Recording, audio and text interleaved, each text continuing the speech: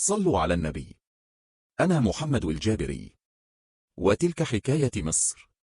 رمسيس الثاني هو أحد أعظم ملوك مصر القديمة، وحكم مصر في الفترة من 1279 إلى 1213 قبل الميلاد. يعتبر رمسيس الثاني من أهم الشخصيات في تاريخ مصر القديمة، حيث قاد العديد من الحملات العسكرية ووسع حدود مصر.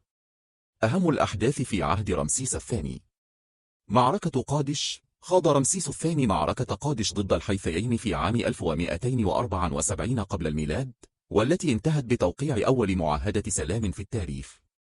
الحملات العسكرية. قاد رمسيس الثاني العديد من الحملات العسكرية في سوريا وفلسطين ولبنان، ووسع حدود مصر. البناء والتشييد. أمر رمسيس الثاني ببناء العديد من المعابد والتماثيل، بما في ذلك معبد أبو سمبل في جنوب مصر. التأثير على التاريخ المصري. كان لرمسيس الثاني تأثير كبير على التاريخ المصري، حيث قاد العديد من الحملات العسكرية ووسع حدود مصر. التراث الثقافي. ترك رمسيس الثاني تراثا ثقافيا كبيرا، حيث أمر ببناء العديد من المعابد والتماثيل. المعاهدات. وقع رمسيس الثاني أول معاهدة سلام في التاريخ مع الحيثيين، والتي تعتبر من أهم الأحداث في عهده.